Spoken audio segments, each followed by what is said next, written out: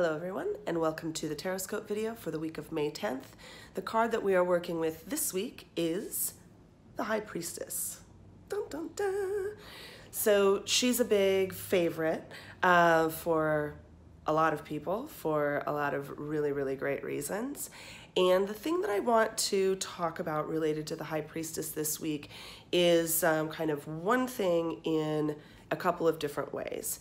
And that is the idea of the temple, the defining characteristic of the High Priestess. The thing that the High Priestess can't be a High Priestess without is this idea of a temple.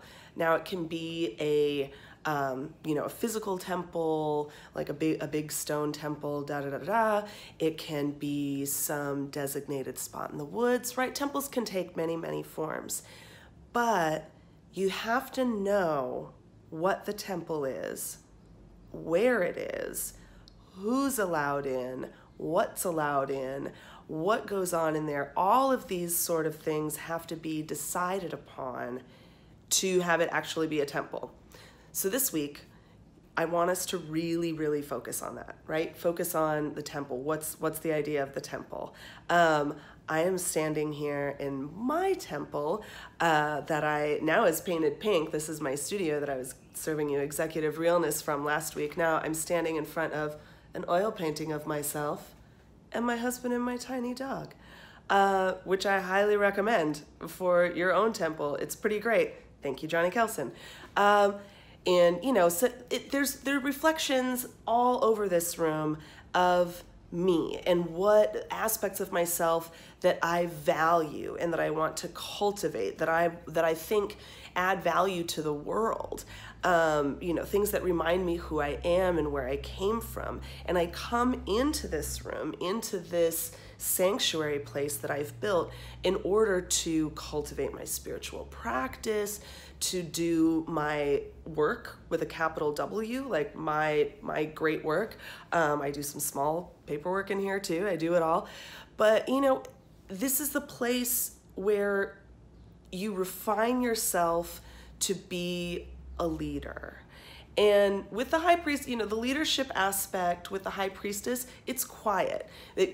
She's not out proselytizing. She's not out showing the world. The High Priestess energy is very much about allowing people to approach, and you decide who gets in and who doesn't. So we can take that concept, and this is kind of the secondary aspect of it. We can take that temple concept with us out into the world, how we move through the world as people. If your energetic field is also a temple, which is something I subscribe to, then no matter where you are, you've got some boundaries to maintain, right? And you've got some things to think about ahead of time. How much are you willing to let into that personal energetic temple? What goes on in there? How much are you willing to let out? How much are you willing to expend? So the idea of boundaries becomes very important. So that's the secondary thing this week. Primary is, they're both primary, but just letter A is look around, see what the state of your actual temple is. If you don't know what it is, then that's your homework. That's it. Find a place, designate a room. Maybe it's your bedroom, maybe it's your studio, maybe it's a corner of your living room, maybe it's a spot underneath your favorite tree in the forest. Any of that. Figure out what your temple is and get into it, get into refining it. And then also be looking at your boundaries, your personal boundaries. Where are you kind of maybe leaking energy out in places that you don't need to be, that's not serving you or serving anyone else? When you leak out too much energy, then you're not strong enough to be the High Priestess that people need when they approach you in your temple, right? You want to be able to maintain this stature. There are a lot of other elements to this card. This is like deeply intuitive aspect, moving in between worlds, all of these things. But the reason that I'm talking about temple and boundaries this week is that I feel very strongly that getting this card, the High Priestess card, hot on the heels of that King of Swords and all of that kind of personal messaging around how we're communicating to ourselves what our place in the world is. Those are the aspects that are coming through very, very, very strongly for me this week, based on that that continuation. Okay.